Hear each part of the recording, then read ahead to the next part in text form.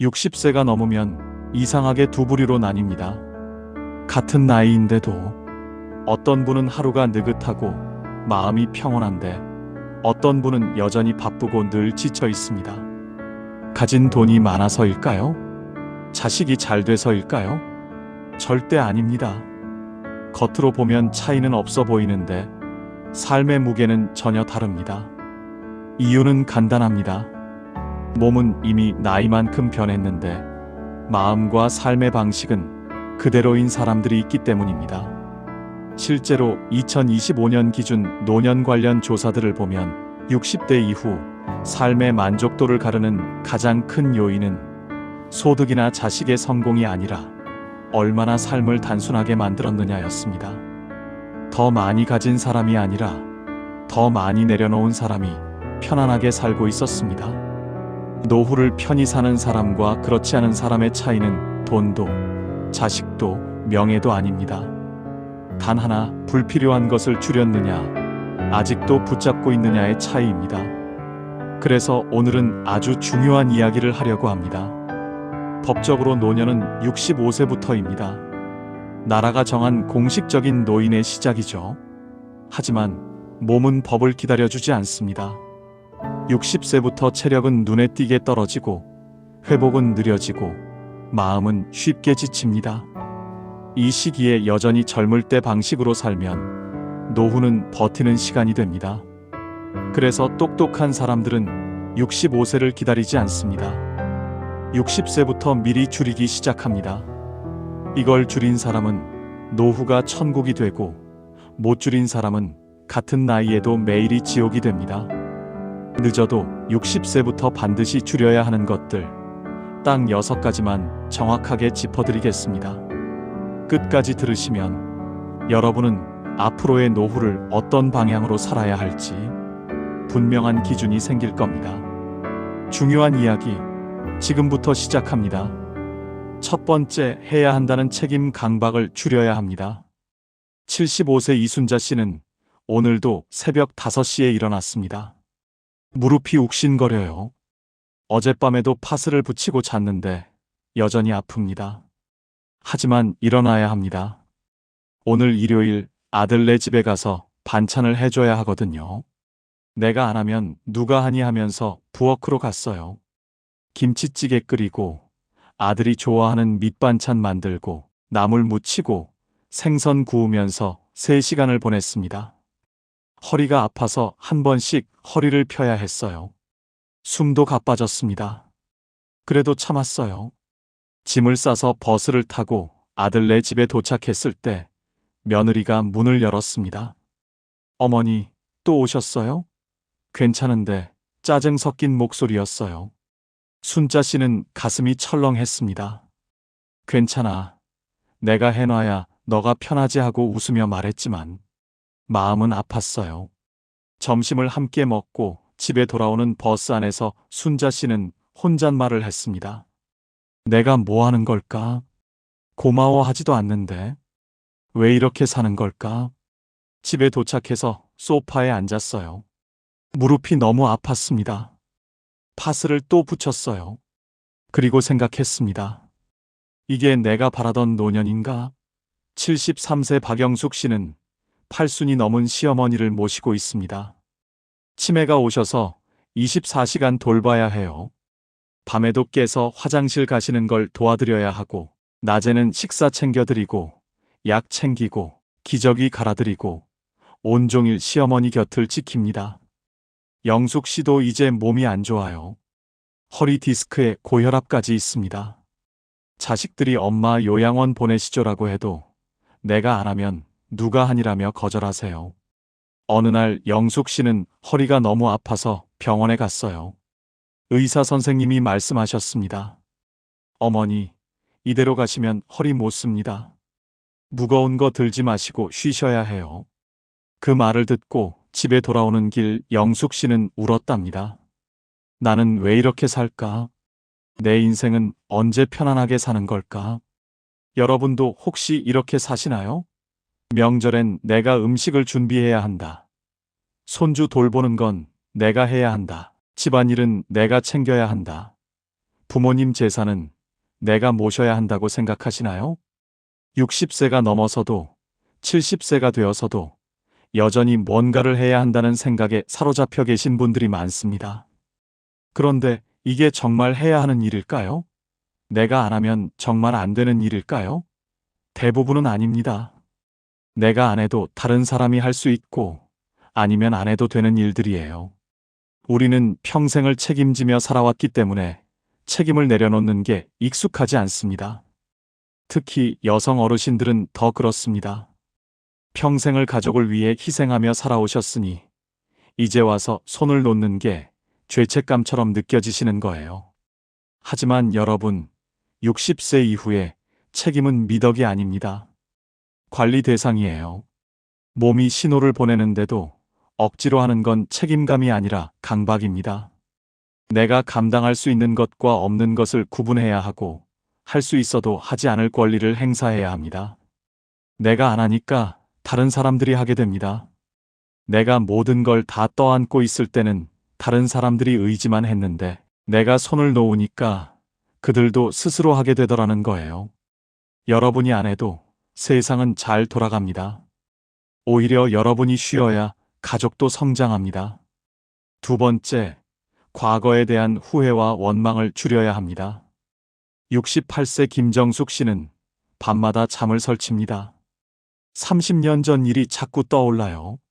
남편이 바람을 피웠던 일, 얼마나 힘들었는지, 얼마나 배신감이 컸는지, 지금도 그 이야기를 하면 눈물이 납니다. 남편은 이미 5년 전에 세상을 떠났는데도 정숙 씨는 아직도 그 원망 속에 갇혀 있어요. 밤에 누우면 그때 일이 떠오릅니다. 왜 나한테 그랬을까? 내가 뭘 잘못했을까? 그때 내가 한마디 했어야 했는데. 그러다 보면 새벽이 됩니다. 제대로 잠을 못 자요. 낮에는 피곤하고 밤에는 또 그 생각이 떠오르고 악순환이 반복됩니다. 정숙 씨는 제게 말씀하셨어요. 선생님, 나는 그 사람한테 아직도 화가 나요. 죽었는데도 미워요. 근데 화가 나면 나는 누구한테 화내는 걸까요? 결국 나한테 화내는 거죠. 71세 최동수 씨는 젊었을 때 사업 실패로 재산을 잃은 일을 평생 후회하십니다. 그때 내가 조금만 더 신중했으면, 그때 내가 그 사람 말을 듣지 말았어야 했는데, 하시면서 지금도 그 일을 붙들고 계세요. 동수 씨의 아들이 제게 말했어요.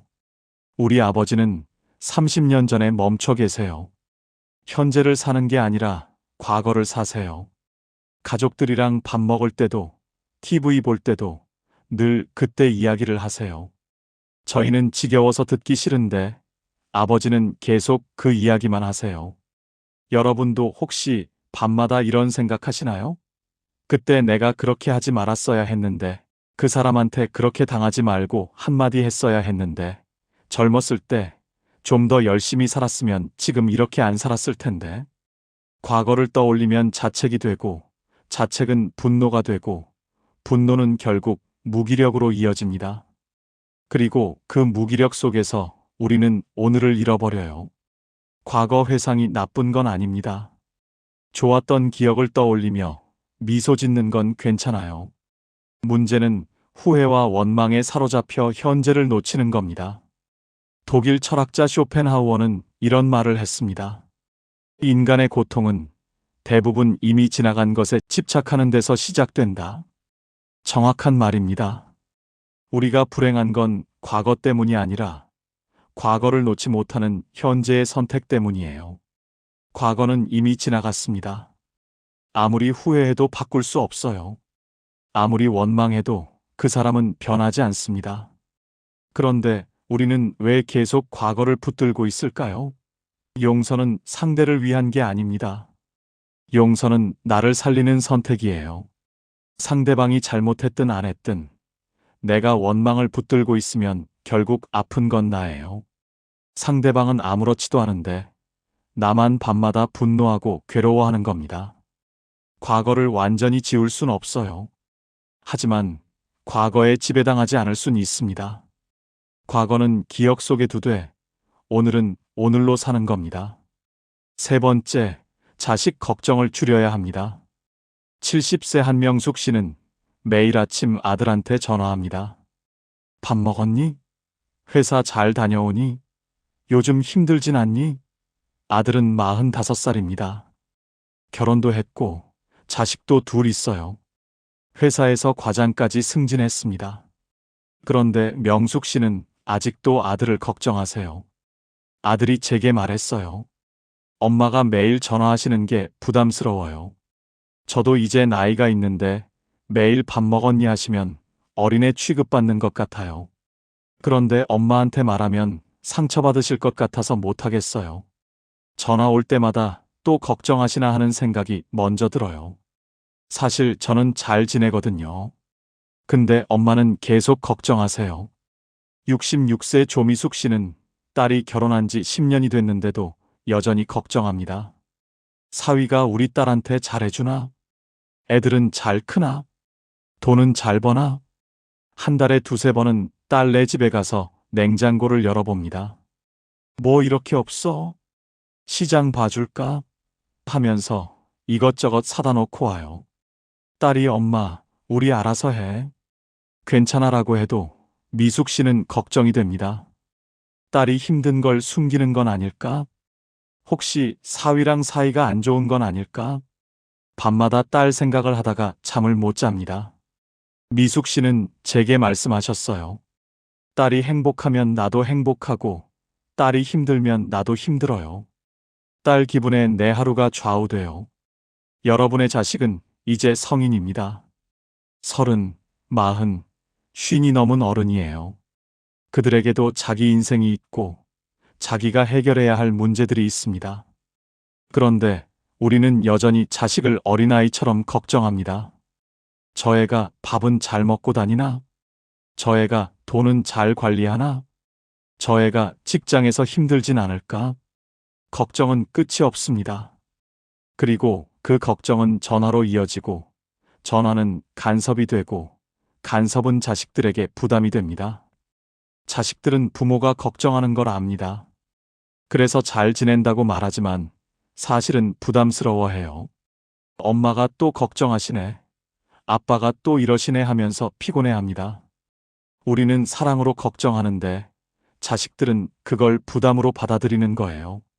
그리고 더 큰 문제는 자식 걱정이 우리 자신을 병들게 만든다는 겁니다. 자식이 잘 되면 기쁘지만 자식이 안 좋으면 우리가 더 힘들어집니다. 자식 기분에 내 하루가 좌우되고 자식 전화 한 통에 내 감정이 올라갔다 내려갔다 합니다. 이게 건강한 관계일까요? 아니에요. 이건 정서적 의존입니다. 정약용 선생님은 이런 말씀을 하셨어요. 자식을 사랑하되 붙들지 말라. 자유롭게 날게 하라. 자식을 믿고 놓아주는 것, 그게 진짜 사랑입니다. 자식을 내려놓을수록 관계는 오히려 편안해집니다. 내가 자식 걱정을 줄이면 자식들도 편해지고 나도 편해집니다. 네 번째, 관계의 숫자를 줄여야 합니다.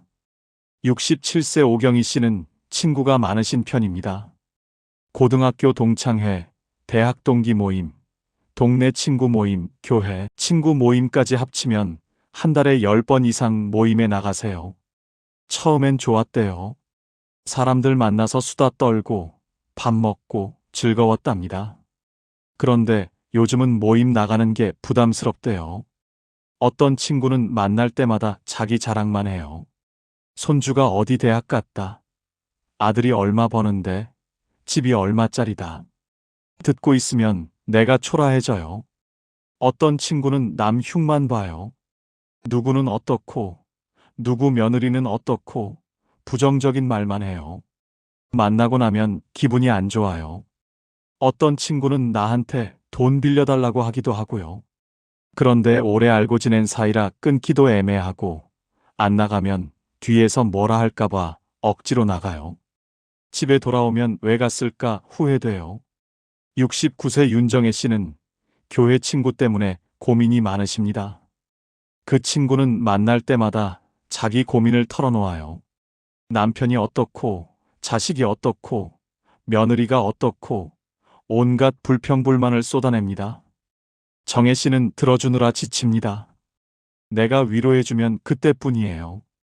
다음에 만나면 또 같은 이야기를 해요. 바뀌는 게 없어요. 나도 내 고민이 있는데 내 이야기는 할 틈도 없어요. 그 친구는 자기 이야기만 해요.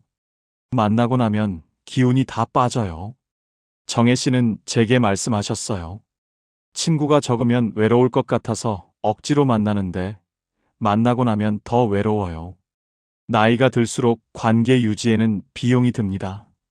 시간도 에너지도 감정도 소모됩니다. 만나고 나면 기분 좋은 사람이 있는 반면 만나고 나면 오히려 피곤한 사람도 있어요. 자기 자랑만 하는 사람, 남을 깎아내리는 사람, 부정적인 말만 하는 사람, 나를 비교 대상으로 삼는 사람. 이런 사람들과의 만남은 관계가 아니라 소모입니다. 그런데 우리는 오랜 인연이니까, 같은 동네 사니까, 정이 있으니까 하면서 계속 만납니다. 그리고 만나고 나면 후회합니다. 왜 갔을까? 시간 아까웠다. 그런데도 다음에 또 만나요. 왜 그럴까요? 단절하는 게 두렵기 때문입니다. 관계를 끊으면 외로워질 것 같고, 나쁜 사람처럼 보일 것 같고, 뭔가 잃는 것 같아서요. 하지만 여러분, 노후엔 많은 사람이 아니라 편한 사람이 필요합니다. 억지로 웃으며 만나는 10명보다 진심으로 편한 2~3명이 훨씬 가치 있습니다. 관계의 숫자가 아니라 관계의 질이 중요해요. 친구가 많고 적음이 중요한 게 아니라 그 관계가 얼마나 편안하고 긍정적인가가 중요합니다.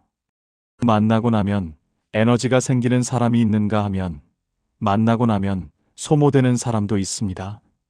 좋은 관계는 만나고 나면 웃음이 나오고 기분이 좋아지고 다음에 또 보고 싶다는 생각이 들어요.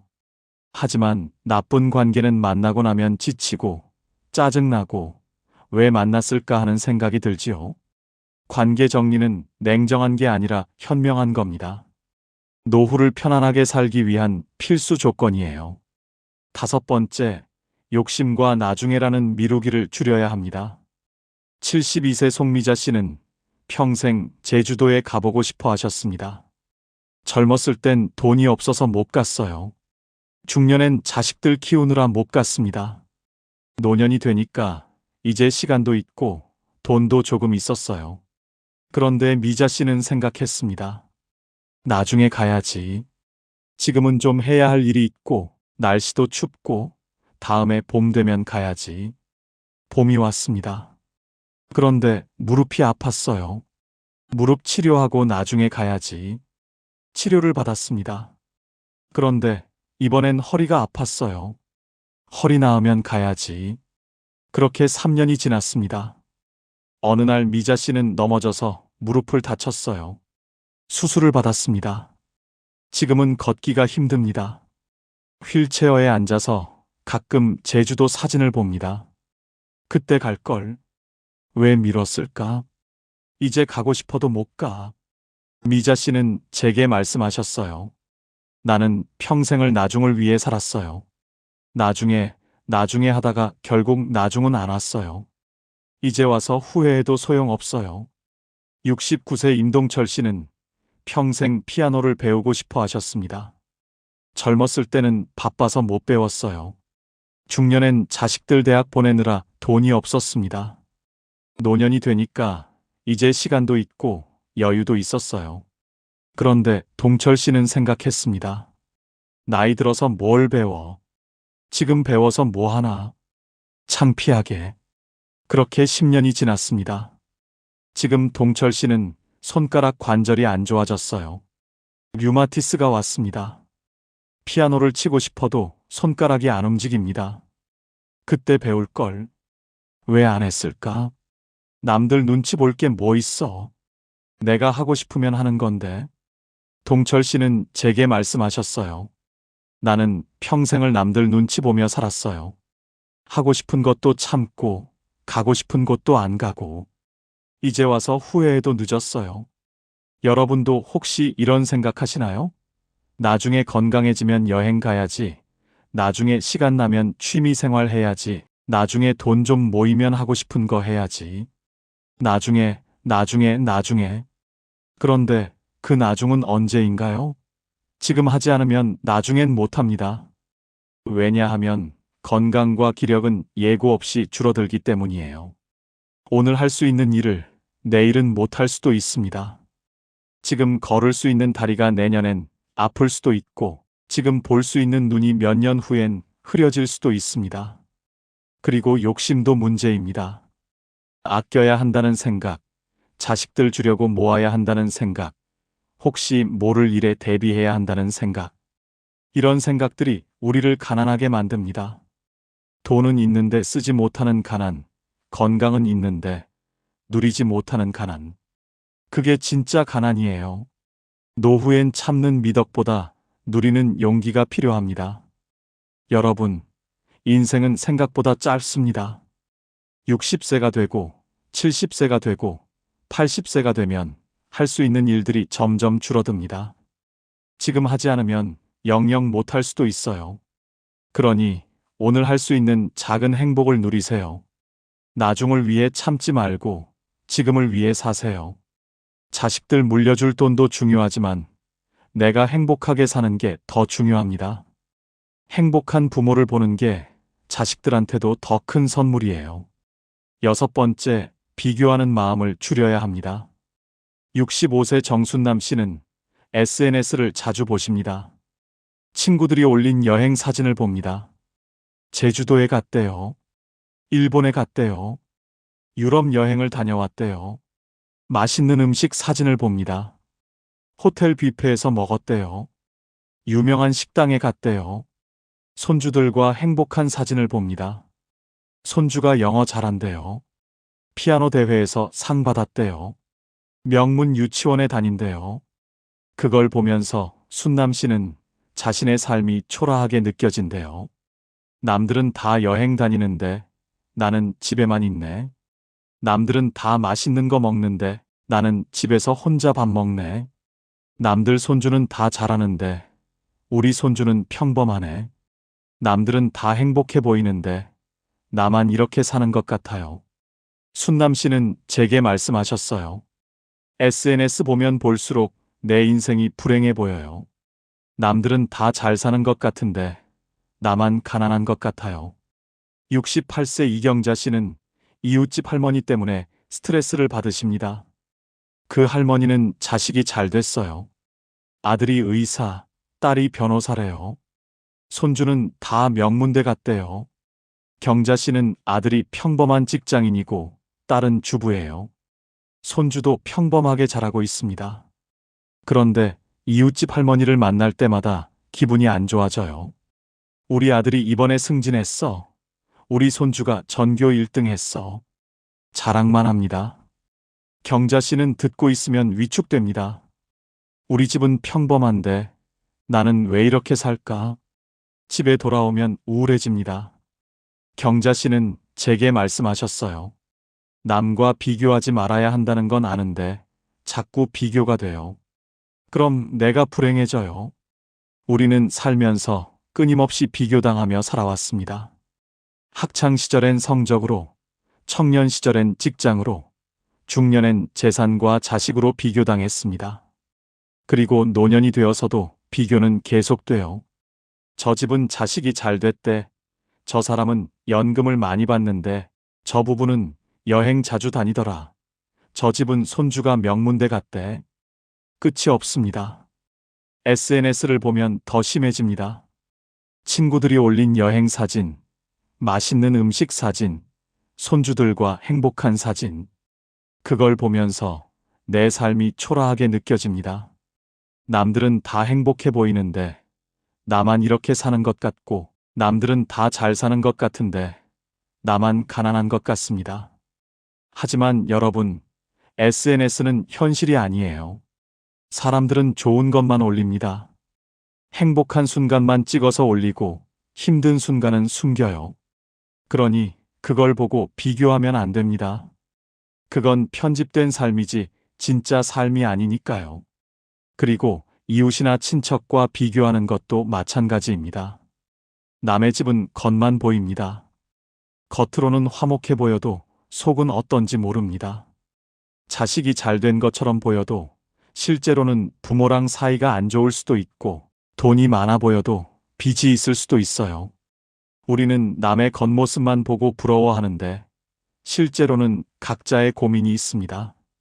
비교는 우리를 불행하게 만들 뿐입니다. 비교를 멈추는 순간 삶은 다시 내 것이 됩니다. 남의 삶을 부러워하며 살 게 아니라 내 삶을 살아야 합니다.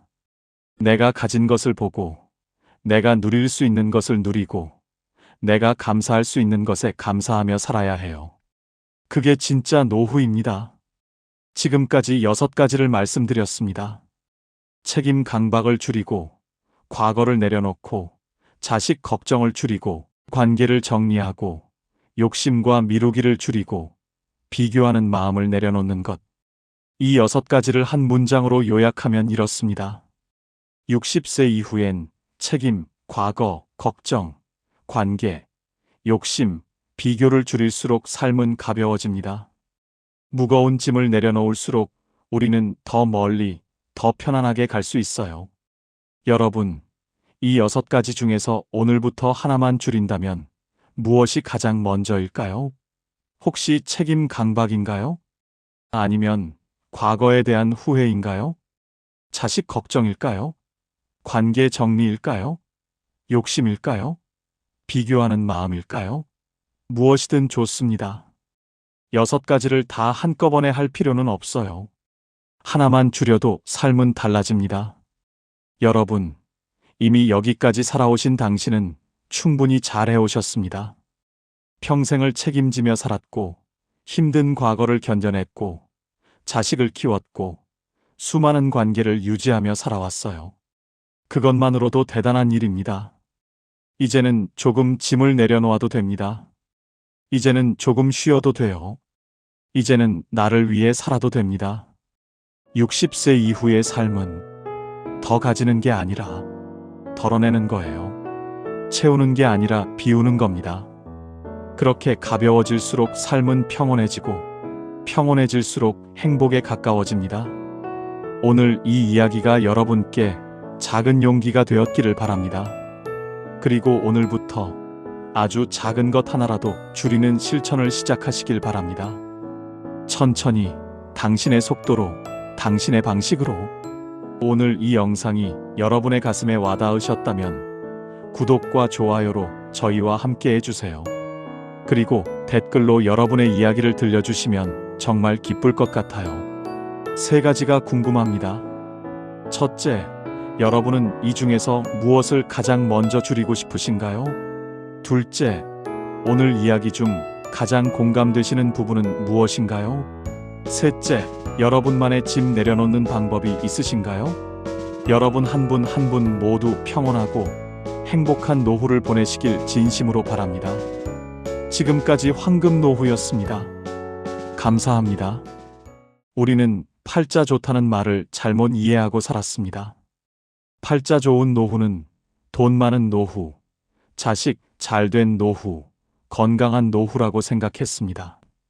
그래서 평생 돈을 모았고, 자식을 잘 키우려 애썼고, 건강을 지키려 노력했습니다. 그런데 막상 노년이 되어보니 달랐습니다. 평생 잘못 알고 있었던 겁니다. 73세 김정수 씨는 재산이 20억이 넘습니다. 서울에 아파트가 있고, 예금도 있고, 연금도 나옵니다. 돈 걱정은 없습니다. 그런데 정수 씨는 불안합니다. 왜 그럴까요? 밤마다 통장 잔고를 확인합니다. 이 돈으로 얼마나 더 살 수 있을까? 병원비 많이 나오면 어떡하지? 요양원 가려면 얼마나 들까? 돈이 많은데도 돈 걱정을 합니다. 자식들이 자기 재산을 노리는 것 같아서 의심하고 사기당할까봐 사람도 못 만나고 돈 쓰는 것도 아깝고 돈은 많은데 불행합니다. 정수 씨는 제게 말했습니다. 돈이 많으면 행복할 줄 알았는데 돈이 많아도 불안하더라고요. 69세 박미숙 씨는 자식이 잘 됐습니다. 아들은 대기업 임원, 딸은 의사입니다. 손주들도 명문대 다니고 집도 잘 살고 자랑할 게 많습니다. 그런데 미숙 씨는 외롭습니다. 자식들은 바빠서 자주 못 옵니다. 명절에 한 번, 생일에 한 번 보는 게 전부입니다. 전화는 일주일에 한 번 할까 말까입니다. 미숙 씨는 친구들 만나면 자식 자랑을 합니다. 우리 아들이 이번에 또 승진했어. 우리 딸이 병원에서 인정받는데. 자랑은 하는데 마음은 허전합니다. 집에 돌아오면 텅 빈 집이 너무 넓게 느껴집니다. 미숙 씨는 제게 말했습니다. 자식 잘 되면 행복할 줄 알았는데 자식이 잘 돼도 외롭더라고요. 우리가 생각한 팔자 좋은 노후는 이런 게 아니었습니다. 돈 많고 자식 잘 되고 건강하면 당연히 행복할 줄 알았습니다. 그런데 실제로는 그렇지 않았습니다. 돈 많아도 불안하고 자식 잘 돼도 외롭고 건강해도 무료합니다. 그렇다면 진짜 팔자 좋은 노후는 무엇일까요? 2025년 한국보건사회연구원이 발표한 노년 삶의 질 연구 결과를 보면 노후 만족도가 높은 사람들의 공통점은 소유가 아니라 상태였습니다. 무엇을 가졌느냐가 아니라 어떤 상태로 사느냐가 중요했습니다. 팔자 좋은 노후는 많이 가진 노후가 아니라 편안한 상태로 사는 노후였습니다. 그렇다면 그 편안한 상태는 무엇일까요? 노후에 진짜 팔자 좋은 사람에게는 공통점이 있습니다. 첫째, 남에게 기대지 않는 사람입니다. 자식에게 기대지 않고, 친구에게 기대지 않고, 국가에게 기대지 않습니다. 물론 도움을 받을 수는 있습니다. 하지만 도움이 없어도 살 수 있습니다. 자식이 찾아오면 반갑지만 안 와도 괜찮습니다. 친구가 연락하면 좋지만 안 해도 괜찮습니다. 연금이 나오면 고맙지만 적어도 살 수 있습니다. 이렇게 기대하지 않으니 실망도 없고 섭섭함도 없고 원망도 없습니다. 그래서 마음이 편합니다. 72세 이경자 씨는 혼자 삽니다. 자식은 외국에 있고 친구도 많지 않고 연금도 적습니다. 그런데 경자 씨는 편안합니다. 나는 나만 챙기면 되니까 편해요. 자식 눈치 안 봐도 되고 친구 눈치 안 봐도 되고 내 마음대로 살 수 있어요. 경자 씨는 아침에 일어나서 하고 싶은 것을 합니다. 산책 가고 싶으면 가고 집에 있고 싶으면 있고 밥 먹고 싶으면 먹고 안 먹고 싶으면 안 먹습니다. 누구 눈치 안 보고 삽니다. 그게 팔자 좋은 겁니다. 둘째, 혼자 있어도 무너지지 않는 사람입니다. 혼자 있으면 외롭지만 외로움이 무너뜨리지는 못합니다. 혼자 밥 먹어도 밥맛이 나고 혼자 TV 봐도 재미있고 혼자 산책해도 기분이 좋습니다. 물론 누군가와 함께하면 더 좋습니다. 하지만 혼자여도 괜찮습니다. 혼자를 견디는 게 아니라 혼자를 즐깁니다. 70세 최동수 씨는 혼자 사는데 외로워하지 않습니다. 나는 혼자 있는 게 편해요. 아침에 일어나서 커피 한 잔 마시고 신문 보고 산책 나가고 도서관 가서 책 읽고 집에 와서 음악 듣고 그렇게 하루를 보내요. 외롭다는 생각이 안 들어요. 동수 씨는 혼자 있는 시간을 즐깁니다. 누군가 필요해서 만나는 게 아니라 만나고 싶어서 만납니다. 그래서 관계가 가볍고 부담이 없고 편합니다. 그게 팔자 좋은 겁니다. 셋째, 하루를 스스로 채울 줄 아는 사람입니다. 아침에 일어나서 오늘 뭐 하지가 아니라 오늘 이거 해야지 하고 생각합니다. 거창한 계획이 아니라 작은 일상입니다. 산책 나가기, 책 읽기, 친구 만나기, 요리하기, 청소하기, 이런 작은 것들로 하루를 채웁니다. 누가 시키지 않아도 스스로 합니다. 누가 함께하지 않아도 혼자 합니다. 그렇게 하루를 채우다 보면 하루가 금방 지나갑니다. 저녁이 되면 오늘도 잘 보냈네 하고 만족합니다. 68세 윤정혜 씨는 매일 아침 계획을 세웁니다. 오늘은 산책 가고 도서관 가고 점심은 김치찌개 끓여 먹고 오후에는 드라마 보고 저녁에는 친구한테 전화하고 이렇게 하루를 계획합니다. 거창하지 않습니다. 그냥 일상입니다. 그런데 이렇게 계획하고 실천하다 보면 하루가 의미 있어집니다. 정혜 씨는 저녁에 일기를 씁니다. 오늘 산책하면서 꽃 봤다. 도서관에서 좋은 책 읽었다. 친구랑 통화했다 이렇게 적습니다. 작은 것들이지만 적고 보면 하루가 알찹니다. 그게 팔자 좋은 겁니다. 조선시대 실학자 정약용 선생은 유배지에서 18년을 보냈습니다. 가족과 떨어져 혼자 지냈습니다. 외롭고 힘들었을 겁니다. 그런데 정약용 선생은 무너지지 않았습니다. 매일 아침 일어나서 책을 읽고 글을 쓰고 제자를 가르치고 산책을 했습니다. 하루하루를 스스로 채웠습니다. 그렇게 18년을 보내고 나서 500권이 넘는 책을 남겼습니다. 정약용 선생은 이런 말씀을 하셨습니다. 하루를 헛되이 보내지 말라. 오늘을 사는 사람이 내일을 얻는다. 팔자는 타고나는 게 아니라 선택되는 겁니다. 매일 아침 일어나서 오늘을 어떻게 살지 선택하는 것, 그게 팔자를 만듭니다. 그렇다면 구체적으로 노후에 팔자 좋은 사람의 조건은 무엇일까요? 화려하지 않지만 살아보면 가장 중요한 기준들이 있습니다. 첫째, 내 집이 있습니다. 크지 않아도 됩니다. 허름해도 됩니다. 하지만 내 집입니다. 누구 눈치 안 보고 살 수 있는 공간입니다. 아침에 일어나서 거실에 나가도 되고 안 나가도 됩니다. 밥을 먹어도 되고 안 먹어도 됩니다. 청소를 해도 되고 안 해도 됩니다. 내 마음대로입니다. 월세로 사는 노인은 불안합니다. 언제까지 여기 살 수 있을까? 집주인이 나가라고 하면 어디로 가지? 이런 걱정을 합니다. 자식 집에 사는 노인도 불편합니다. 거실에 나가려다가 며느리 눈치 보고 냉장고 열려다가 사위 눈치 보고 방에만 있습니다. 하지만 내 집이 있으면 자유롭습니다. 그게 팔자 좋은 겁니다. 둘째, 빚이 없습니다. 돈이 많지 않아도 됩니다. 하지만 빚은 없습니다. 갚아야 할 돈이 없으니 마음이 편합니다. 매달 이자 걱정 안 해도 되고 독촉 전화 받을 일도 없고 밤에 편하게 잠을 잡니다. 빚이 있는 노인은 잠을 못 잡니다. 밤마다 계산기를 두드립니다. 이자가 얼마지? 원금은 언제 갚지? 죽기 전에 갚을 수 있을까? 걱정이 끝이 없습니다. 하지만 빚이 없으면 편합니다. 적게 살아도 내 것이니까 편합니다. 그게 팔자 좋은 겁니다. 셋째, 고정 수입이 있습니다. 크지 않아도 됩니다. 하지만 매달 일정하게 들어옵니다. 연금이든 임대 수입이든 이자 수입이든 뭐든 매달 들어오는 돈이 있습니다. 이 돈으로 관리비 내고 밥 사 먹고 병원 가고 그렇게 살 수 있습니다. 고정 수입이 없는 노인은 불안합니다. 이번 달은 어떻게 살지? 다음 달은 어떻게 하지? 걱정이 끝이 없습니다.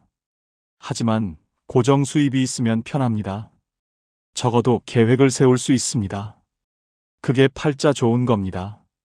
넷째, 몸이 아직 내 말을 듣습니다. 건강하지 않아도 됩니다.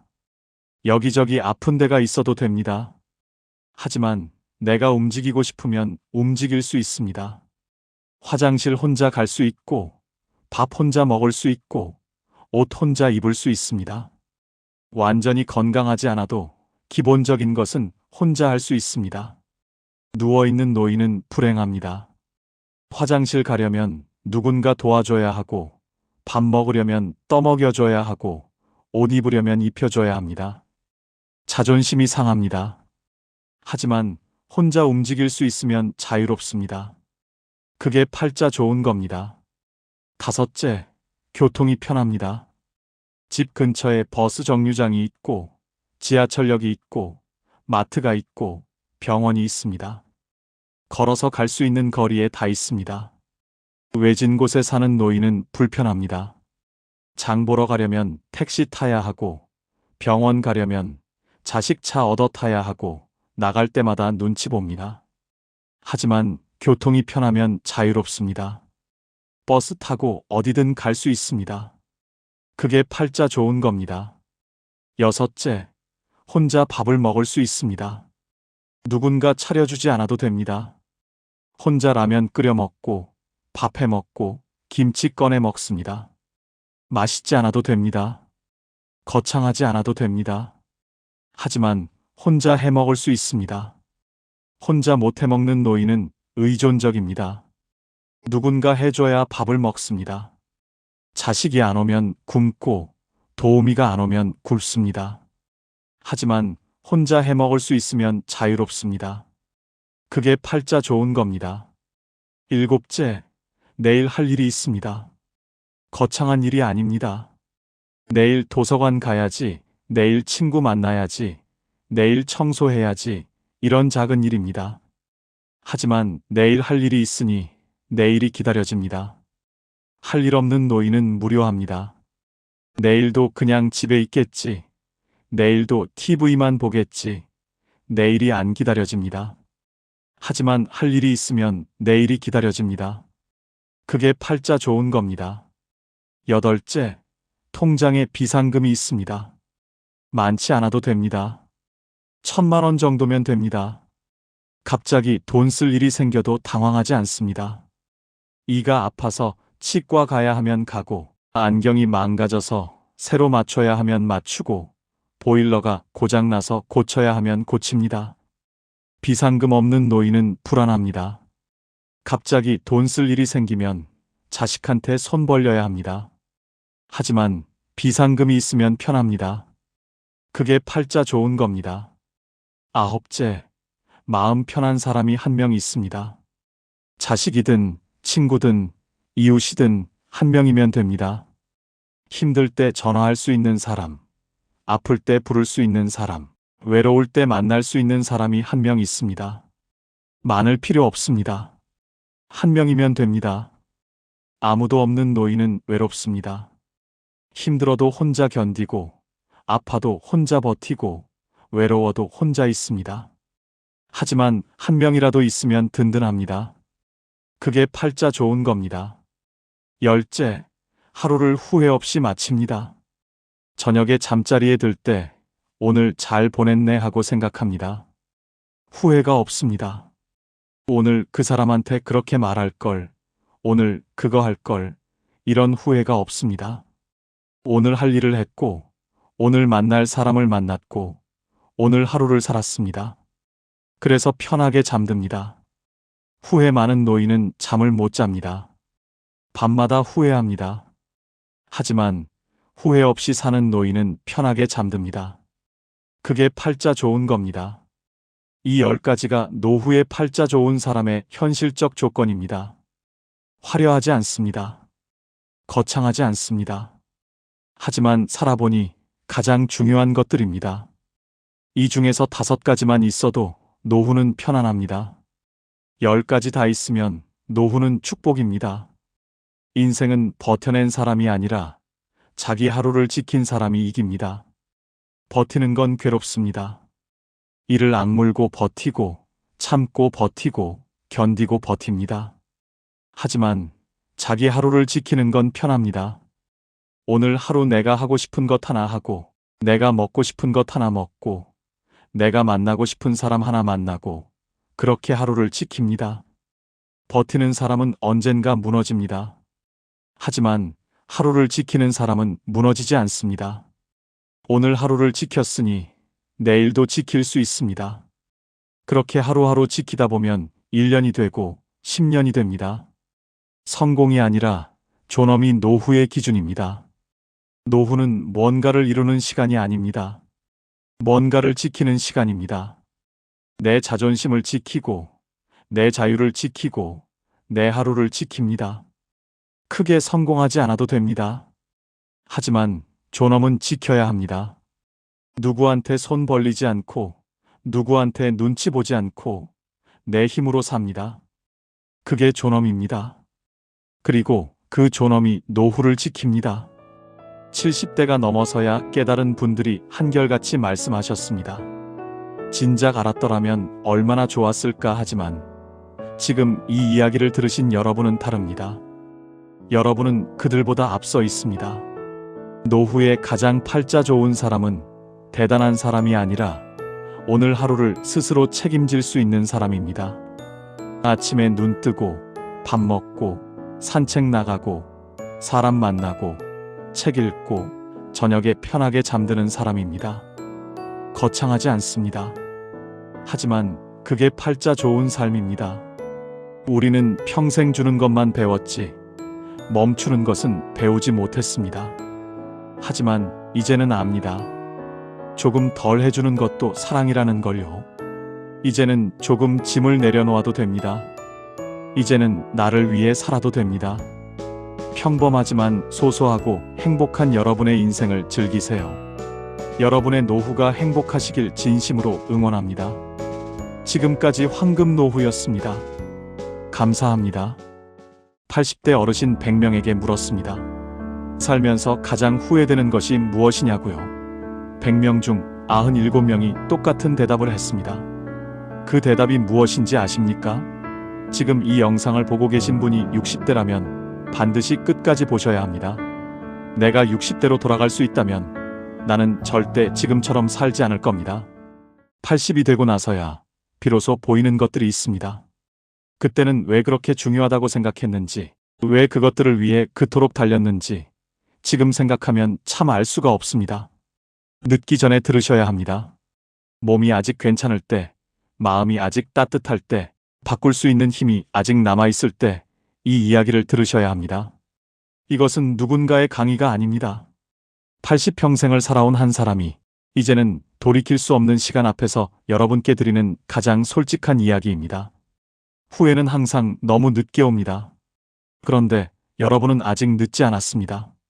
이 영상이 도움이 되셨다면 구독과 좋아요 부탁드리고요. 댓글에 지금 사시는 지역 이름과 숫자 2를 남겨주시면 여러분 곁에서 더 좋은 이야기를 계속 전해드리겠습니다. 자, 지금 이야기 시작합니다. 경북 안동에 사시는 이한수 어르신, 올해 83이십니다. 평생을 농협에서 일하셨고 두 아들과 딸 하나를 키우셨으며 마을에서 모르는 사람이 없을 만큼 성실하고 반듯하게 살아오셨습니다. 누가 봐도 잘 살아온 사람이었습니다. 그런데 어르신이 얼마 전 저에게 이런 말씀을 하셨습니다. 나는 열심히 살았어요. 정말 열심히 살았는데 왜 이렇게 허전한지 모르겠어요. 그 말씀이 며칠 동안 머릿속을 떠나지 않았습니다. 열심히 살았는데 허전하다는 것. 그 짧은 말 안에 얼마나 많은 이야기가 담겨 있는지 그 무게를 오늘 여러분과 함께 천천히 풀어보고 싶습니다. 혹시 지금 이 순간 열심히 살고 있는데 무언가 비어있는 것 같은 느낌이 드신 적 있으십니까? 바쁘게 살고 있는데 정작 나는 없는 것 같은 느낌, 많은 것을 해왔는데 돌아보면 아무것도 없는 것 같은 느낌. 그렇다면 오늘 이 이야기가 여러분을 위한 이야기입니다. 첫 번째 이야기입니다. 너무 늦게 깨달은 것들이 있습니다. 이한수 어르신은 젊은 시절 내내 두 가지를 위해 살았다고 하십니다. 돈과 체면이었습니다. 남들보다 더 좋은 차를 타야 했고, 남들보다 더 큰 집에 살아야 했고, 마을에서 가장 먼저 자식들 대학을 보낸 아버지가 되어야 했습니다. 그것이 성공이라고 믿었습니다. 그것이 좋은 아버지, 좋은 남편이 되는 길이라고 믿었습니다. 그래서 새벽 5시에 나가서 밤 12시에 들어오는 생활을 20년 넘게 했습니다. 아이들이 어떤 꿈을 꾸는지, 아내가 무슨 생각을 하는지, 옆집 아주머니가 힘들다는 걸 알면서도 그냥 지나쳤습니다. 그때는 그게 다 중요하지 않은 것들이라고 생각했습니다. 해야 할 더 중요한 일들이 있다고 생각했습니다. 그런데 80이 넘어서 보니 그 중요하지 않다고 생각했던 것들이 전부였습니다.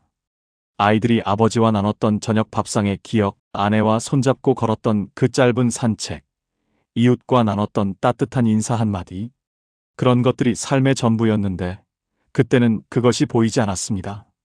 너무 바빠서, 너무 앞만 봐서, 너무 남의 눈을 의식해서 보이지 않았습니다. 어르신은 조용히 말씀하셨습니다. 돈은 결국 남에게 가고, 집은 결국 누군가 다른 사람이 살고, 내 체면은 내가 죽고 나면 아무도 기억하지 않아요. 그때는 중요하다고 생각했지만 아니었습니다. 쇼펜하우어는 이런 말을 했습니다. 인간은 자신이 원하는 것을 얻고 나서야 그것이 원하던 것이 아니었음을 깨닫는다고요. 어르신이 평생을 바쳐 이룬 것들 앞에서 이제 80이 넘어 그 말의 뜻을 몸으로 이해하고 계십니다.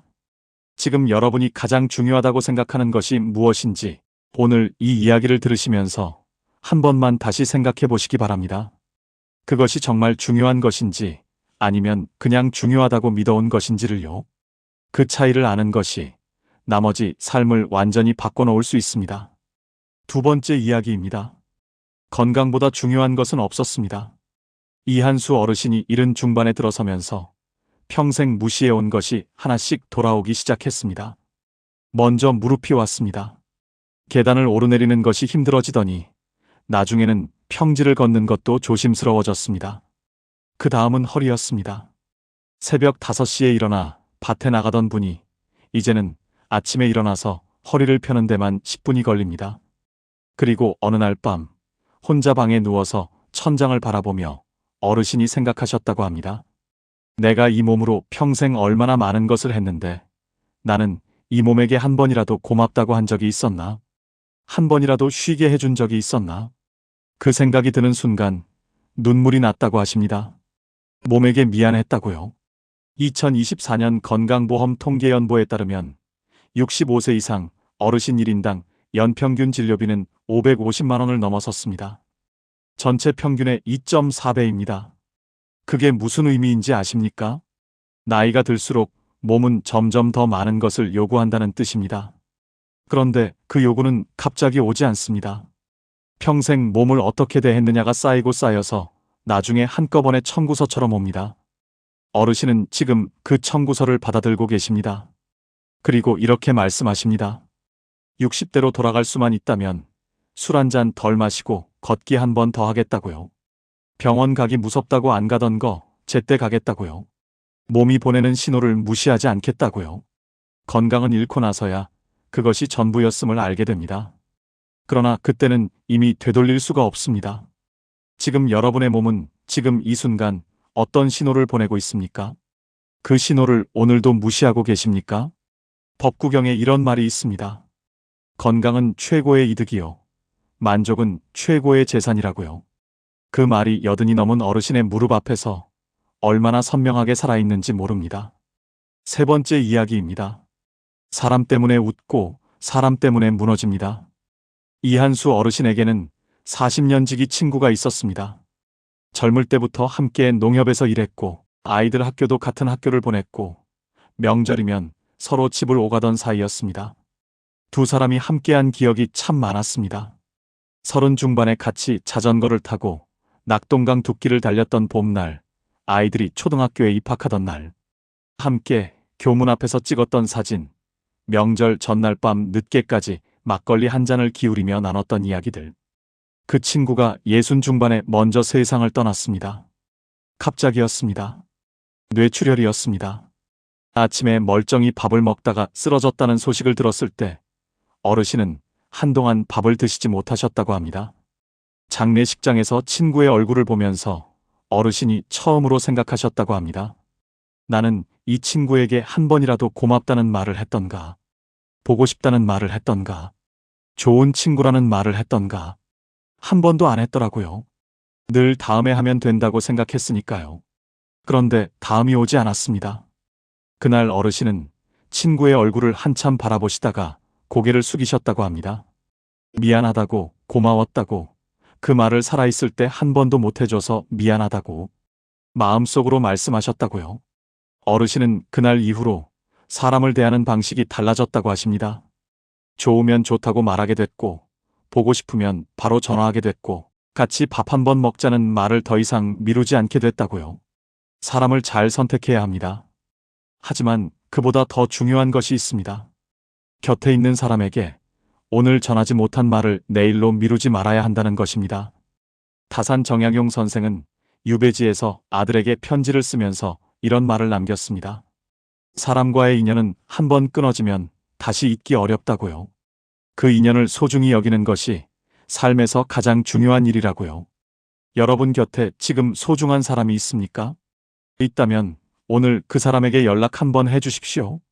그냥 밥 먹었냐고, 그냥 잘 있냐고. 그 짧은 문자 하나가 그 사람의 하루를 바꿀 수도 있습니다. 그리고 언젠가 그것이 여러분의 가장 소중한 기억이 될 수도 있습니다. 네 번째 이야기입니다. 자식에게 너무 기대하지 마십시오. 이 이야기는 드리기가 참 조심스럽습니다. 그런데 이 이야기를 하지 않으면 오늘 이 영상이 완전하지 않을 것 같습니다. 이한수 어르신이 가장 길게 침묵하신 뒤에 꺼내신 이야기가 바로 자식 이야기였습니다. 어르신은 두 아들을 위해 평생을 바쳤습니다. 대학 등록금은 물론이고 결혼 자금도 첫집 보증금도 다 대어주셨습니다. 그러면서 마음 한켠에 기대가 조금씩 쌓였습니다. 내가 이렇게 해줬으니 나이가 들면 아들들이 나를 챙겨주겠지 하는 기대였습니다. 말로는 바라는 것 없다고 하셨지만 마음속에는 분명히 있었다고 어르신은 솔직하게 말씀하셨습니다. 그런데 현실은 달랐습니다. 첫째 아들은 서울에 살면서 명절에도 잘 오지 못합니다. 며느리와의 사이가 편하지 않아서입니다. 둘째는 사업을 한다며 늘 바쁘고 전화를 해도 10번에 한 번 받습니다. 어르신이 말씀하셨습니다. 서운하죠. 서운한데 그 마음을 아이들한테 표현하면 또 사이가 멀어질까봐 참아요.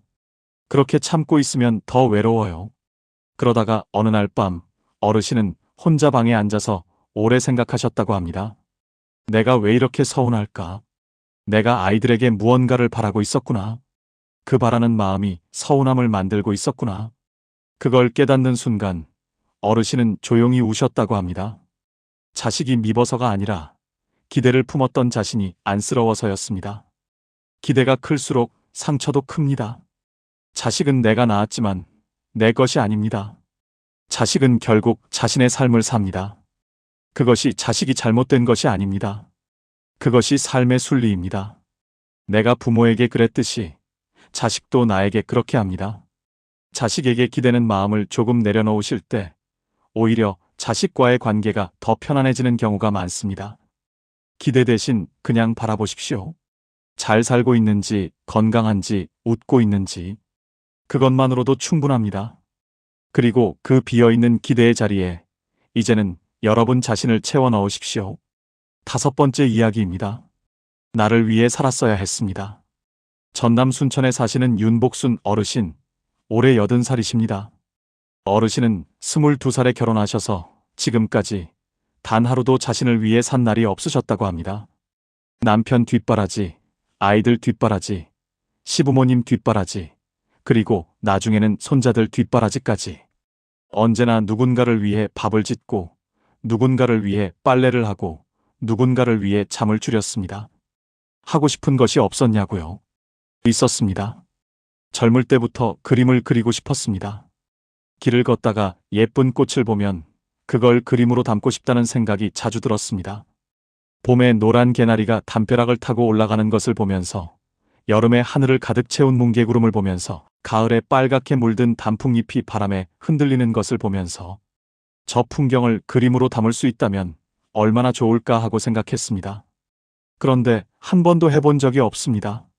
그럴 시간이 없었습니다. 아니, 정확하게는 나를 위해 시간을 쓰는 것이 미안한 일처럼 느껴졌습니다. 밥은 해야 하고, 빨래는 해야 하고, 아이들은 봐야 하는데 내가 그림을 그리러 나간다는 것이 사치처럼 느껴졌습니다. 그렇게 58년이 흘렀습니다.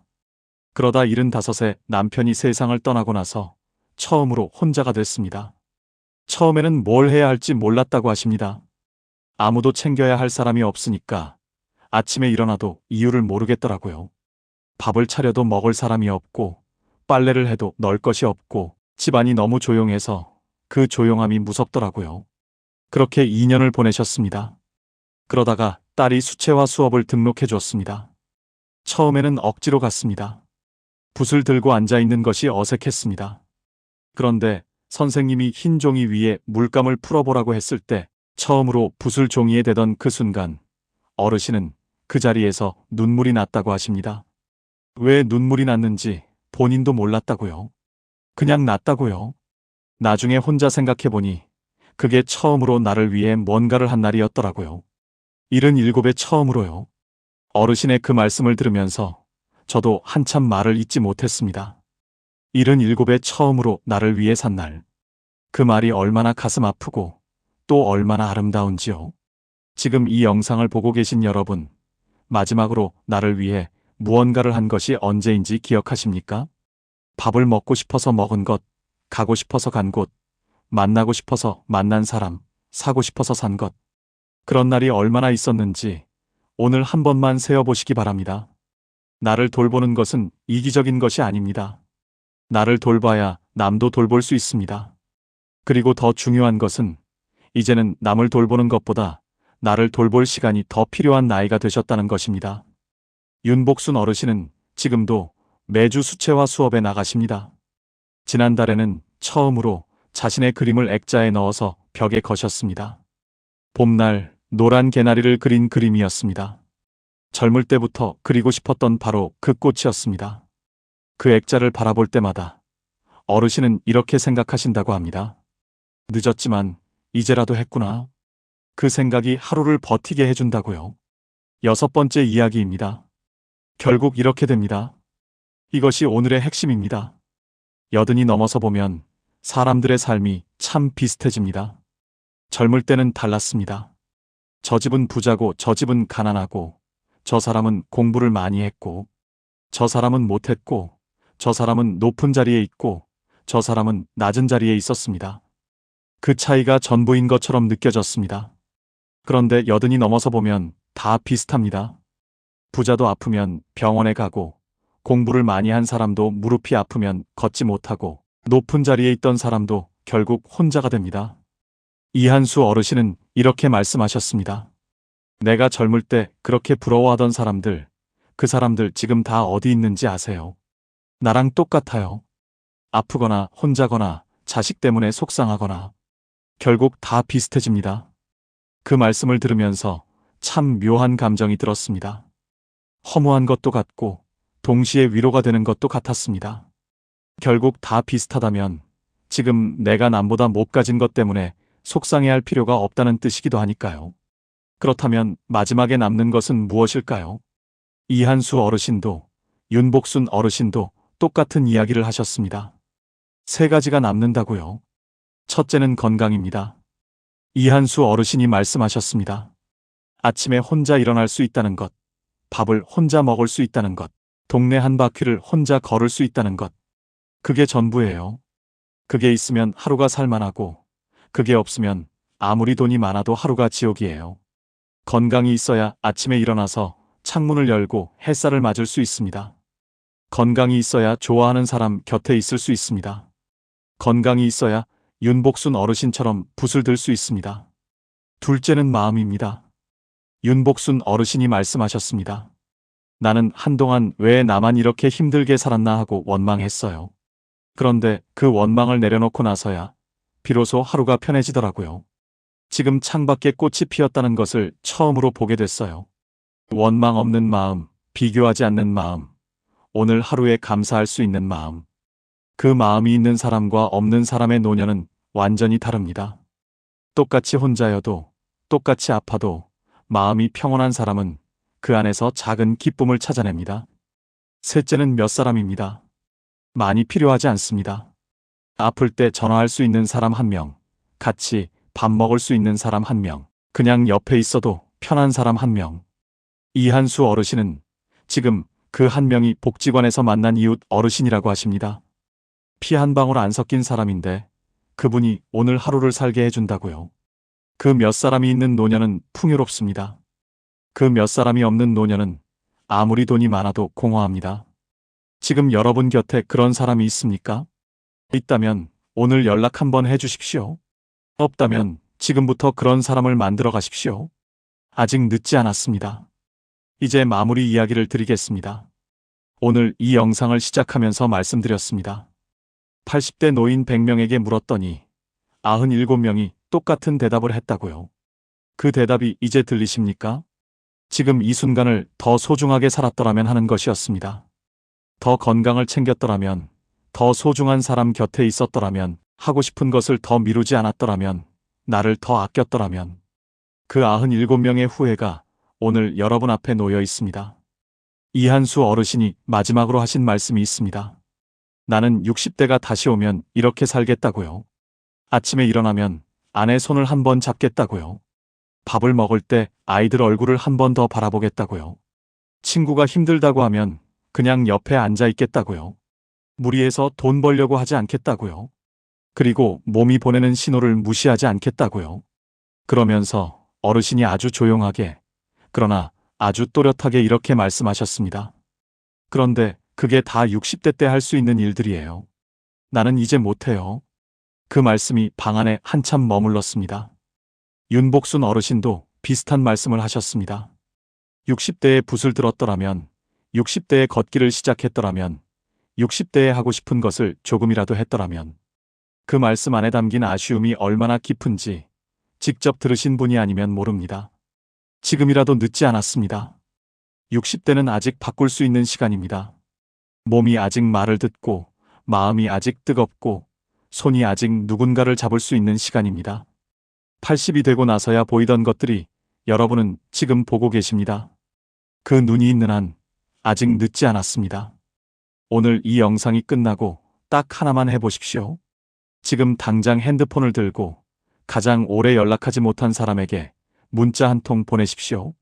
그냥 밥 먹었냐고, 그냥 잘 있냐고. 그 문자 하나가 그 사람의 하루를 바꿀 수도 있고 여러분의 오늘을 바꿀 수도 있습니다. 여기까지 살아오시느라 정말 수고 많으셨습니다. 생각해보면 쉬운 날이 단 하루도 없으셨을 겁니다.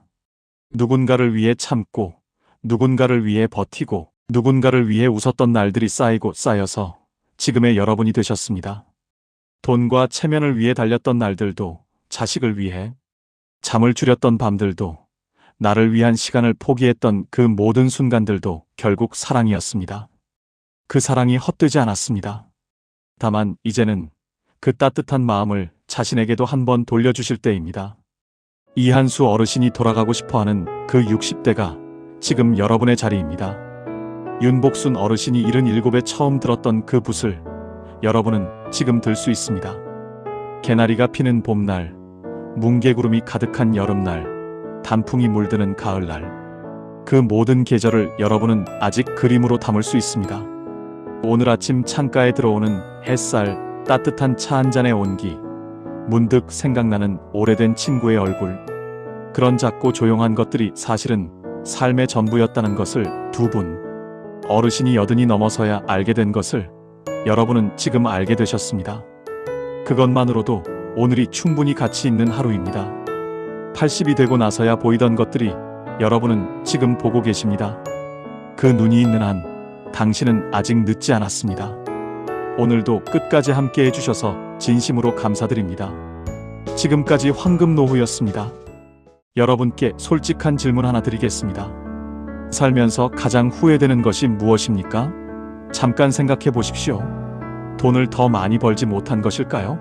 자식을 더 잘 키우지 못한 것일까요? 아니면 건강을 더 잘 챙기지 못한 것일까요? 그런데요, 오늘 제가 만나뵌 어르신들이 한결같이 하신 말씀이 있습니다. 그분들이 가장 후회하는 것은 돈도, 자식도, 건강도 아니었습니다. 서울대학교 노년학 연구팀이 70대 이상 노인 800명을 대상으로 조사한 결과도 똑같았습니다. 그것이 무엇일까요? 노년에 가장 후회하는 것은 1위가 하지 못한 말이었고, 2위가 가보지 못한 곳이었고, 3위가 화해하지 못한 관계였습니다. 돈이 아니었습니다. 명예가 아니었습니다. 전부 사람과 관계된 것들이었습니다. 그렇다면 후회 없이 사는 방법은 무엇일까요? 오늘 이 영상을 끝까지 보시면 그 해답을 아실 수 있습니다. 그리고 그 해답을 아시고 나면 오늘 이후로 여러분의 하루가 완전히 달라지실 겁니다. 법구경에 이런 말씀이 있습니다. 오늘 할 수 있는 일을 내일로 미루지 마라. 나중에 언젠가는 오지 않습니다. 우리가 대충 사는 오늘은 하늘나라에 먼저 가신 분들의 그토록 살고 싶었던 귀한 하루입니다. 그리고 달력에는 나중이라는 날이 없습니다. 오늘만 있습니다. 후회는 지나간 것을 바꾸려는 마음이에요. 그런데 지나간 것은 바꿀 수 없습니다. 바꿀 수 있는 것은 오늘뿐이에요. 오늘을 어떻게 사느냐가 내일의 후회를 만들기도 하고 없애기도 합니다. 오늘 제가 알려드릴 5가지 이야기가 바로 그것입니다. 그런데 한 가지 미리 말씀드리겠습니다. 5가지 중에 가장 중요한 것은 네 번째입니다. 끝까지 저와 함께 해주십시오. 나이 들수록 인생을 행복하게 사는 법. 첫 번째입니다. 하고 싶은 말은 오늘 하십시오. 평생 참으셨다고요? 이제 그러지 마세요. 경남 거제에 사시는 74살 박말순 어르신 이야기입니다. 어르신은 평생 하고 싶은 말을 참으셨습니다. 가족한테도, 친구한테도, 이웃한테도요. 좋다는 말, 고맙다는 말, 보고 싶다는 말. 다 마음속에만 있었습니다. 말로 꺼내는 것이 쑥스러우셨거든요. 우리 세대가 다 그렇잖아요. 표현하는 것이 낯간지럽고 말로 하지 않아도 알겠지 하는 마음이요. 그런데 어르신에게 가장 친한 친구가 있으셨습니다. 40년을 함께한 친구였습니다. 동네에서 만나서 시집도 같이 가고 자식도 비슷한 때에 낳고 힘든 일이 있으면 서로 기대던 친구였습니다. 어르신이 그 친구한테 하고 싶었던 말이 있으셨습니다. 너 덕분에 내가 여기까지 살았어. 그 말이요. 근데 그 말이 늘 마음속에만 있었습니다. 다음에 만나면 해야지, 다음에 만나면 해야지 하시다가 그냥 지나갔습니다. 그러다 어느 날 아침이었습니다. 전화가 왔습니다. 그 친구가 새벽에 갑자기 쓰러지셨다는 겁니다. 어르신이 달려가셨습니다. 병원 응급실이었습니다. 친구는 의식이 없었습니다. 어르신이 친구 손을 잡으셨습니다. 친구 손이 차가웠습니다. 평생 그 손을 잡고 웃고 울었는데 그날 그 손이 차가웠습니다.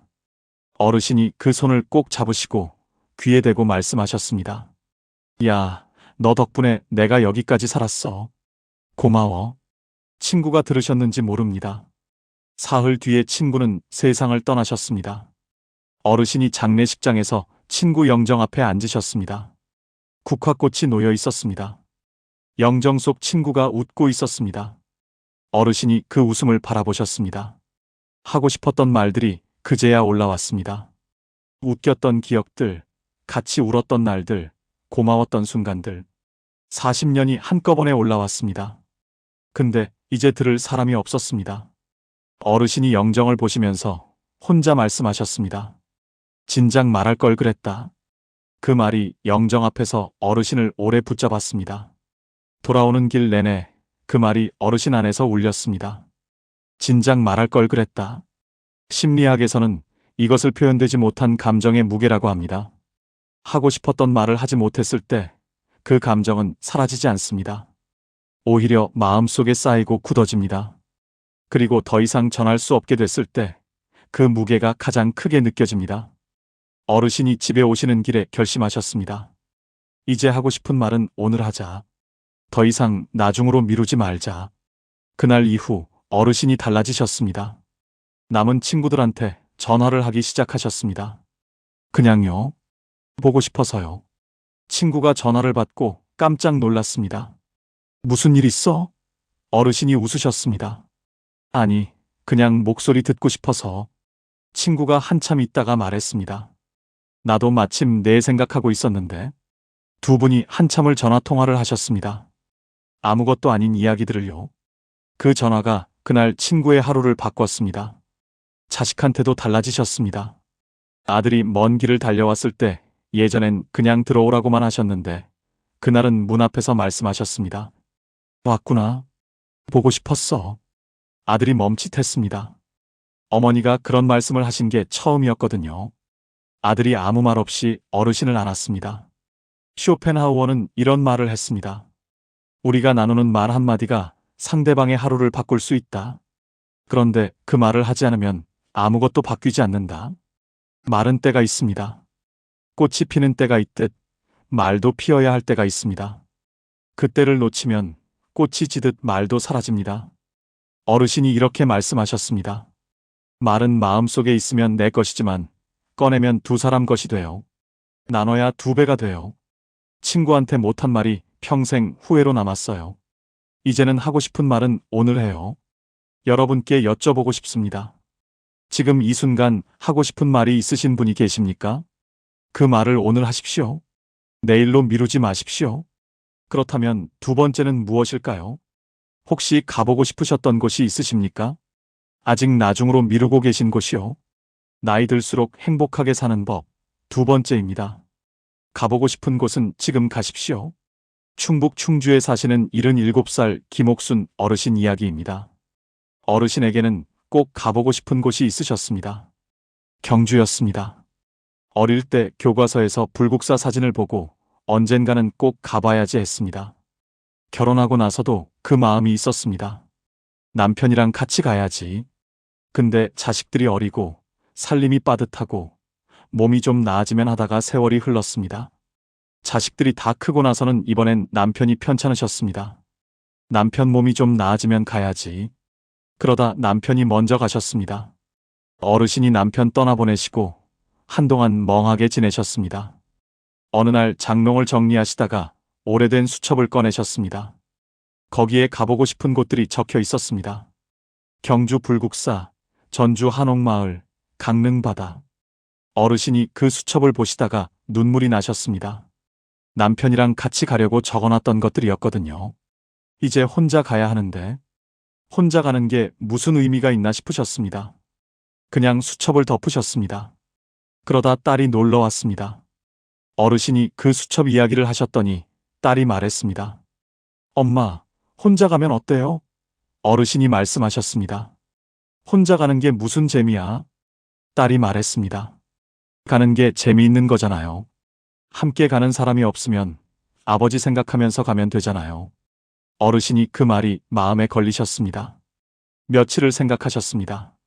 그러다 어느 날 아침에 버스표를 예매하셨습니다. 경주 가는 버스요. 혼자요.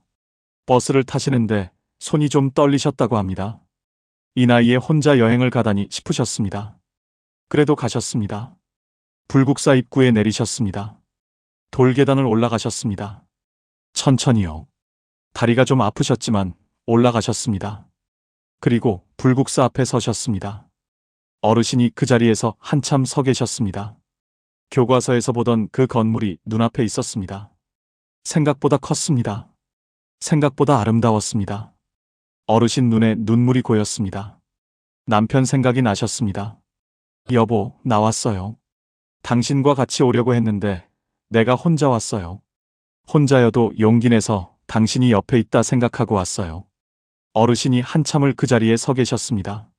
순간 남편이 그리워 뺨위로 흐르는 눈물을 주체할 수 없었습니다. 한평생 살아왔던 순간순간이 영화 필름처럼 스쳐 지나갔습니다. 그러다 살짝 미소 지으셨습니다. 왔구나. 드디어 왔구나. 그 한마디가 평생의 나중을 끝냈습니다. 어르신이 그날 불국사 경내를 천천히 걸으셨습니다. 아무도 기다리는 사람이 없었습니다. 빨리 가야 할 이유가 없었습니다. 돌 하나하나를 보시면서 걸으셨습니다. 처마 끝을 보시면서 걸으셨습니다. 그날 어르신이 사진을 찍으셨습니다. 혼자서요. 셀카를요. 평생 셀카를 찍어본 적이 없으셨는데 그날 찍으셨습니다. 집에 오셔서 딸한테 그 사진을 보내드렸습니다. 딸이 전화를 했습니다. 엄마 표정 좀 봐요. 너무 좋아 보여요. 어르신이 그 말을 들으시고 생각하셨습니다. 그렇구나. 나 좋아 보이는구나. 심리학자들은 이것을 이렇게 설명합니다. 미뤄온 것을 실제로 행동으로 옮기는 순간 뇌에서 도파민이 분비되면서 성취감과 함께 자기 효능감이 높아진다고요. 쉽게 말하면 이렇습니다. 나중에 하려고 했던 것을 오늘 하는 순간 뇌가 기뻐한다는 겁니다. 나중이라는 말은 사실 두려움의 다른 이름입니다. 혼자 가면 어쩌지, 나이 들어서 가면 이상하지 않을까. 그 두려움이 나중을 만드는 겁니다. 그런데 그 두려움을 넘어서는 순간 불국사 앞에 서게 됩니다. 어르신이 이렇게 말씀하셨습니다. 나중에는 없어요. 달력에 나중이라는 날은 없어요. 오늘만 있어요. 가고 싶으면 지금 가세요. 혼자 가도 돼요. 혼자 가는 것도 여행이에요. 여러분께 여쭤보고 싶습니다. 지금 이 순간 가보고 싶은 곳이 있으십니까? 그곳에 언제 가실 겁니까? 나중으로 미루고 계신 것은 아닙니까? 지금 가십시오. 세 번째로 넘어가겠습니다. 혹시 지금 마음속에 오래된 갈등이 있으십니까? 화해하지 못한 관계가 있으십니까? 나이 들수록 행복해지는 법 세 번째입니다. 용서는 상대방이 아니라 나를 위한 것입니다. 전남 광양에 사시는 76살 최수님 어르신 이야기입니다. 어르신에게는 오래된 가족 갈등이 있으셨습니다. 남매 간의 일이었습니다. 어릴 때부터 사이가 좋지 않으셨던 남매였는데 어른이 되고 나서 재산 문제로 크게 다퉜습니다. 그 뒤로 20년 동안 말을 안 하셨습니다. 명절에도 서로 시간을 달리해서 다녔습니다.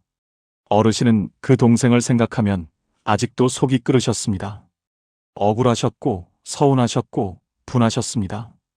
그 감정이 20년이 지났는데도 그대로였습니다. 어르신이 친구한테 그 이야기를 하면 친구가 말했습니다. 그냥 용서해. 나이 들어서까지 그러면 뭐가 좋아? 어르신이 말씀하셨습니다. 용서? 내가 왜 용서해? 내가 잘못한 게 없는데.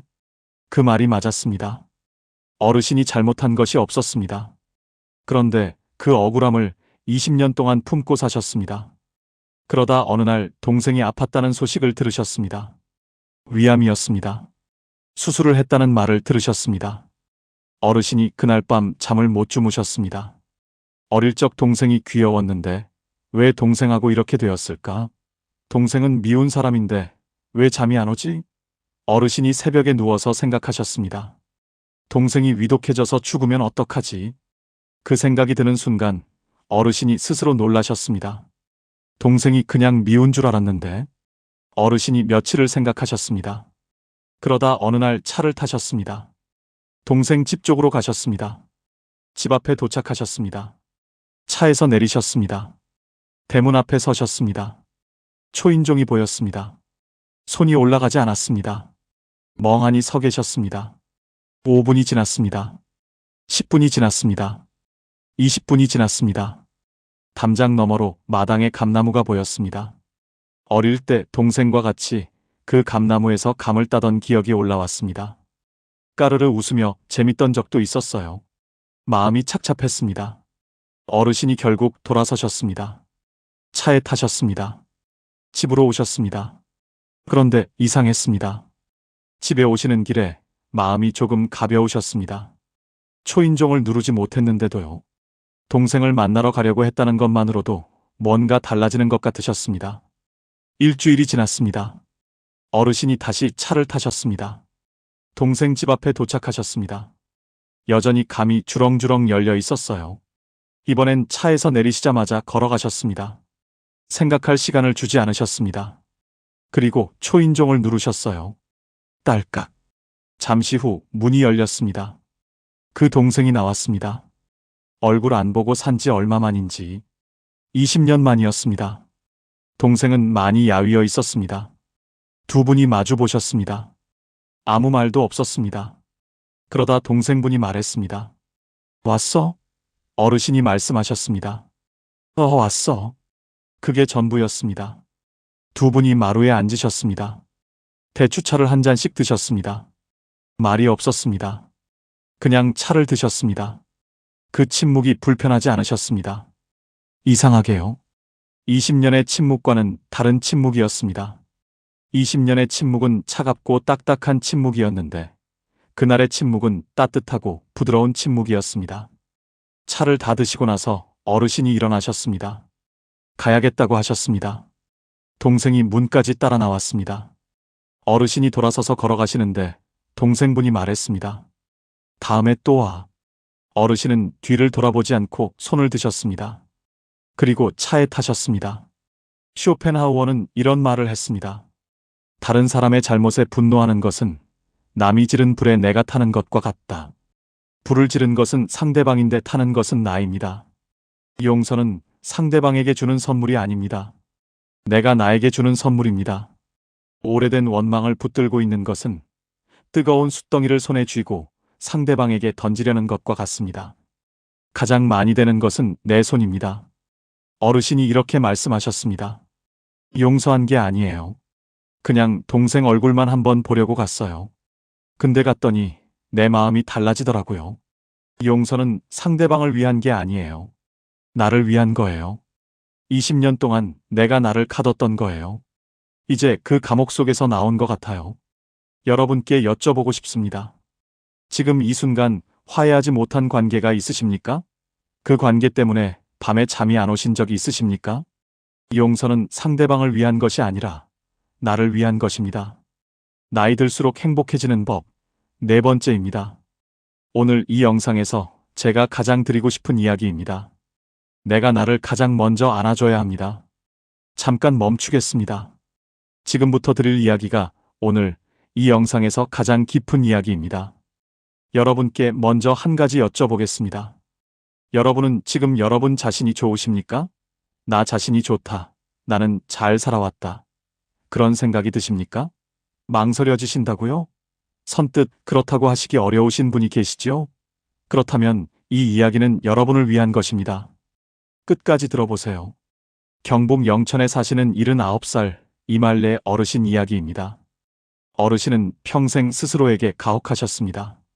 더 잘해야 했는데, 더 참아야 했는데, 더 잘 키워야 했는데, 자식이 힘들면 내 탓, 남편이 힘들면 내 탓, 집안이 어려우면 내 탓. 그 자책이 평생 어르신을 따라다녔습니다. 어르신이 잘한 것들도 많으셨습니다. 가난한 살림에 자식 셋을 다 가르치셨고, 시부모를 10년 넘게 모시셨고, 남편 병치레를 혼자 감당하셨습니다. 대단한 일들이었습니다. 그런데 어르신은 그것들을 잘한 것이라고 생각하지 않으셨습니다. 당연히 해야 하는 것을 한 것뿐이라고 생각하셨습니다. 칭찬받을 일이 아니라고요. 그러면서 잘못한 것들은 아주 크게 보셨습니다. 자식한테 한번 크게 화를 냈던 것, 시어머니한테 퉁명스럽게 대했던 것, 남편한테 서운한 말을 했던 것, 그것들이 수십 년이 지나도 마음속에 남아 있으셨습니다. 어르신이 혼자 계실 때면 그 기억들이 올라왔습니다. 그때 내가 왜 그랬을까? 그때 좀 더 잘해줬어야 하는데. 그 자책이 어르신을 오래 붙잡았습니다. 정말 힘들었습니다. 울컥울컥한 날이 수없이 많았습니다. 그러다 어르신 팔순 생일날이었습니다. 자식들이 다 모였습니다. 손주들도 왔어요. 케이크에 불을 켰습니다. 다들 박수를 치셨습니다. 어르신이 소원을 비시고 불을 끄셨습니다. 케이크를 자르는데 중학교 다니는 손녀가 어르신 옆으로 왔습니다. 그리고 말했습니다. 할머니는 할머니 자신이 좋아요? 어르신이 그 질문을 들으시고 웃으시려다가 멈추셨습니다. 좋아요? 할머니 자신이요? 그 질문이 어르신한테 처음으로 오는 질문이었습니다. 평생 누구도 그런 걸 물어본 적이 없었습니다. 어르신 스스로도 그런 걸 생각해 본 적이 없었습니다. 어르신이 난처한 표정을 지으면서 대답을 못 하셨습니다. 손녀가 초롱초롱한 눈으로 할머니의 대답을 기다렸어요.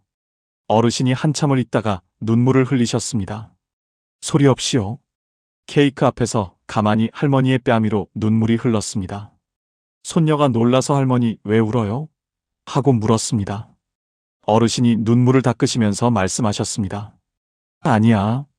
그냥 내가 나 자신이 좋은지 한 번도 생각해 본 적이 없었네 싶어서. 그날 밤이었습니다. 손님들이 다 돌아가고 어르신이 혼자 방에 계셨습니다. 화장대 앞에 앉으셨습니다. 거울을 보셨습니다. 거울 속에 79살 어르신이 계셨습니다. 주름이 많았습니다. 머리가 하였습니다. 어르신이 그 얼굴을 오래 보셨습니다. 그러다 혼자 말씀하셨습니다. 이말래, 너 정말 잘 살았어. 평생 동안 진짜 수고했어. 그 말이 처음엔 어색하셨습니다. 내가 왜 이런 말을 하나 싶으셨습니다. 그런데 한 번 더 하셨습니다. 말래, 너 잘 살았어. 수고했어. 그러다 세 번째 하시는데 눈물이 왈칵 나셨습니다. 이번엔 큰 울음소리가 났습니다. 평생 누구한테도 그 말을 들어본 적이 없으셨습니다. 잘 살았다고, 수고했다고. 가족들도 남편도 자식들도 그 말을 해준 적이 없었습니다. 그리고 어르신 스스로도 한 번도 그 말을 자신에게 한 적이 없었습니다.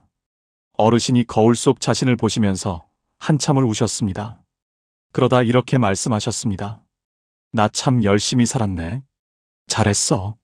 어르신은 그날 그 어느 때보다 편안하고 깊은 잠자리에 드셨습니다. 창밖으로 둥근 달이 밝게 비쳤습니다. 보건복지부 노인 정신건강실태조사에 따르면 자기 자신에 대한 긍정적 평가가 낮은 노인일수록 우울감과 고독감이 높고, 반대로 자기 수용도가 높은 노인일수록 삶의 만족도가 3배 이상 높은 것으로 나타났습니다. 나를 사랑하는 것이 이기적인 것이 아닙니다. 내가 먼저 나를 안아줘야 남도 안아줄 수 있습니다. 자책은 내가 나를 때리는 것과 같습니다. 남이 나를 때리면 피하면 됩니다. 그런데 내가 나를 때리면 피할 곳이 없습니다. 가장 잔인한 폭력은 자기 자신에게 하는 폭력입니다. 어르신이 이렇게 말씀하셨습니다. 팔순이 돼서야 거울 보면서 잘 살았다고 했어요. 진작 했어야 했는데 그게 제일 후회돼요. 여러분께 부탁드리고 싶습니다. 오늘 밤 잠드시기 전에 거울을 한번 보십시오.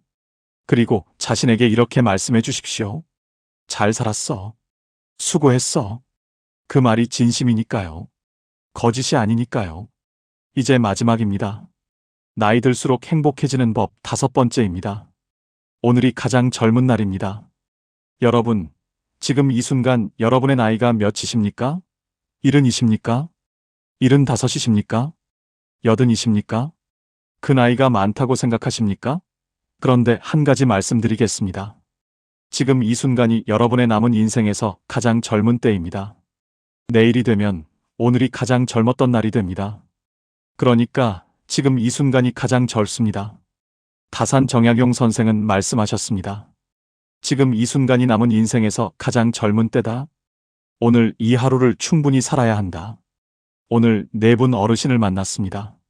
친구를 보내고 나서 하고 싶은 말을 오늘 하기 시작하신 박말순 어르신, 혼자 불국사에 가셔서 드디어 왔구나 하신 김옥순 어르신, 20년 만에 형제집 초인종을 누르신 최수님 어르신, 팔순 생일날 밤에 거울 앞에서 처음으로 잘 살았어 하신 이말래 어르신. 그분들이 공통으로 하신 말씀이 있습니다. 진작 할 걸 그랬어요. 그 한마디입니다. 하지만 그분들이 또 공통으로 하신 말씀이 있습니다. 그래도 지금이라도 해서 다행이에요. 그 한마디입니다. 후회 없이 사는 것은 거창한 것이 아닙니다. 오늘 하고 싶은 말을 하는 것, 오늘 가보고 싶은 곳에 가는 것, 오늘 용서하는 것, 오늘 나를 안아주는 것, 그리고 오늘이 내 인생에서 가장 젊은 날이라는 것을 아는 것. 그게 전부입니다. 이말래 어르신이 그날 이후 매일 아침 달력을 보십니다. 그리고 오늘 날짜 옆에 이렇게 쓰십니다. 오늘이 가장 젊은 날. 딱 6글자입니다. 그런데 그 6글자가 어르신의 하루를 바꿉니다. 어르신이 이렇게 말씀하셨습니다. 오늘 이 날짜를 쓰고 나면 이상하게 하루가 아깝지 않아요. 그냥 지나가면 안 될 것 같아요. 그래서 뭔가를 하게 돼요. 전화도 하고 어디도 가고 하고 싶은 말도 하고. 그 6글자가 저를 움직이게 해요. 오늘 여러분도 달력을 꺼내십시오. 오늘 날짜 옆에 이렇게 쓰십시오. 오늘이 가장 젊은 날. 그리고 오늘 딱 한 가지만 하십시오. 하고 싶었던 말을 하는 것, 가보고 싶었던 곳에 가는 것, 오래된 관계에 먼저 손을 내미는 것, 아니면 거울 앞에서 잘 살았어 한마디 하는 것. 딱 하나만요. 그 하나가 오늘을 후회 없는 날로 만들어줍니다. 이제 마무리입니다. 오늘 5가지를 함께 들으셨습니다. 하고 싶은 말 오늘 하기, 가보고 싶은 곳 지금 가기, 용서는 나를 위해 하기, 내가 나를 먼저 안아주기, 그리고 오늘이 가장 젊은 날이라는 것 기억하기. 다 거창하지 않습니다. 돈이 드는 것도 없습니다. 여러분이 오늘부터 바로 시작하실 수 있는 것들입니다. 후회는 지나간 것에서 옵니다. 그런데 오늘을 잘 살면 내일의 후회가 줄어듭니다. 그리고 오늘을 잘 산 날들이 쌓이면 어느 날 이렇게 말씀하실 수 있습니다. 나는 후회 없이 살았다고요. 여러분은 지금까지 정말 열심히 사셨습니다. 평생 누군가를 위해 살았고, 평생 뒤에서 받쳐주셨고, 평생 먼저 챙겨주셨습니다. 넘어져도 다시 일어나시고, 억울해도 참으시고, 무서워도 내색하지 않으셨습니다. 그 삶이 이미 대단한 삶입니다. 그러니 오늘 밤 거울 앞에 서서 꼭 이렇게 말씀해 주십시오. 잘 살았어. 수고했어. 그리고 내일 아침 달력에 이렇게 쓰십시오. 오늘이 가장 젊은 날. 그 말이 진심이니까요. 거짓이 아니니까요. 내일은 오늘보다 반드시 더 따뜻하고 빛날 것입니다. 오늘 5가지 중에 가장 가슴에 남으신 것이 무엇인지 댓글로 나눠주십시오. 여러분의 한마디가 지금 이 영상을 혼자 보고 계실 누군가에게 오늘 하루를 살아갈 희망과 이유가 될 수 있습니다. 오늘도 끝까지 함께 해주셔서 진심으로 감사드립니다. 황금노후는 여러분의 행복을 위해 평생 응원하겠습니다. 지금까지 황금노후였습니다.